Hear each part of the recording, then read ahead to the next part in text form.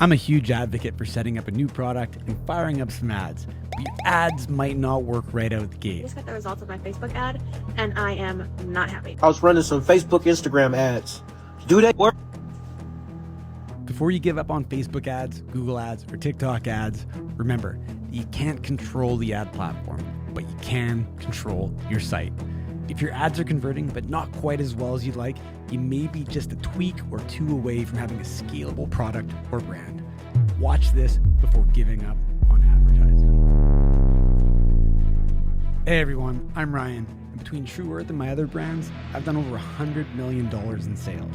I'm excited about today's video because it is the first in a new series I'm calling CRO School. Today we're going to talk about things you should split test on your product description page. I've spent more than $40 million on media buying and ads, and I learned you can't control the cost of advertising. Instead, I focus on improving conversion rates through split testing and validating my hypotheses, whatever they're called.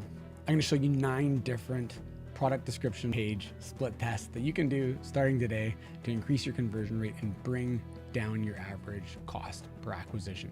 If you like this video, don't forget to subscribe to this channel, hit the like button, and leave a comment if there's anything else you'd like to know or if you had a split test that's worked particularly well for you. All right, let's go. But first of all, let customers buy your products even if they're out of stock.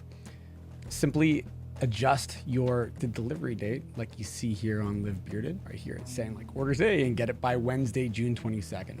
In this particular case, they're not actually out of stock, but in the event you were out of stock, give your customers an opportunity to purchase the product, because chances are if they're looking for it, if the date's acceptable for them, they're trying to scratch that itch. Give them the option to scratch it. So split test number 2, I want you to make sure that your add to cart button is extremely prominent. This could mean making it bigger, making it more colorful, or most importantly on mobile, making sure that it is above the fold.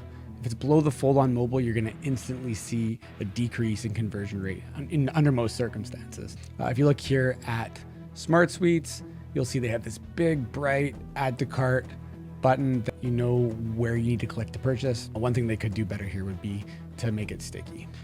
The next thing is, if you have discontinued products, make sure you offer an acceptable alternative for your customers if they happen to land on that page.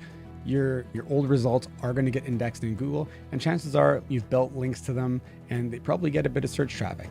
There's no point in wasting a customer or potential customer by not offering them a suitable solution. So as you see here on Amazon, consider these alternative items. I actually have this monitor. I'm actually looking at it right now. This is what we're recording off of. Actually, I have the 27-inch one, but they don't make it anymore. So there's a few other options that are similar that you can give your customer the opportunity to scratch that itch. Next, this is one that's actually on a brand of mine, True Earth. So as you see, there's no option here to pick quantity. We've done this intentionally because generally most people purchase a single package. Whenever you add extra steps or you add the ability to make things more complex, there's a potential for people to have problems at checking out or just slows down their ability to do so. This one's really awesome. The example here is on midday squares. But if you have different size packages that have different price per unit, make sure that you demonstrate what that price per unit is. So if you look at midday squares here, a 20-day supply winds up being $2.29 a square. The 30-day supply is $2.08 a square. And the 45-day supply is $1.95 per square. People obviously want to pay less per item. And when you offer them a larger quantity, you not only increase your payback period on your acquisition costs, but you're also making more sales, increasing your revenue. The next thing here is limiting the information in your buy box area as much as possible so you don't confuse or give the person too much information. You want them to have the ability to make a purchase decision. We typically lead with a landing page that doesn't have a buy box so that the person is able to consume all the information about the product before they get here, so that when they get here, the prominent add to cart and the prominent subscription buttons are easily accessible so they can quickly get through the page, make the purchase, and not get lost reading additional information.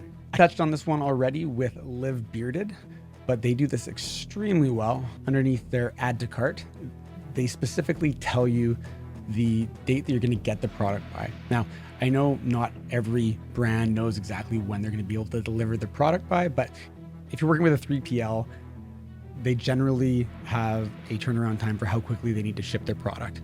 You can extrapolate that back and figure out what the longest possible period is it's going to take for your customer to receive the product and put that data there.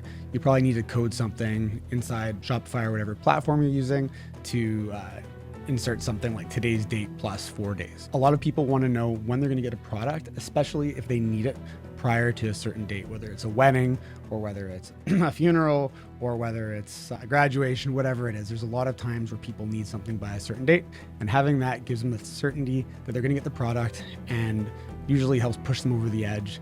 Risk reversal. This is a huge one, and William Painter does this really well. So William Painter sells sunglasses. There's some friends, they have 100% satisfaction guarantee, and you can return your sunglasses within 14 days. But what makes this even greater is they also have a lifetime warranty on their glasses. So a lot of people break their sunglasses. It's pretty common, but the more expensive the sunglasses I buy, the more likely I am to break them just by Murphy's Law. But so if you break your sunglasses at any time, they will replace your sunglasses for $49. This also goes for if somebody steals them or you drop them at the bottom of a lake or basically anything whatsoever, they will replace them for a small fee, which, you know, other big brands that cost $200 plus are not offering you replacements for $50. The goal that these guys are trying to accomplish here is basic. Okay, I'm not buying expensive sunglasses because I break them. That would be the first objection I would need busted.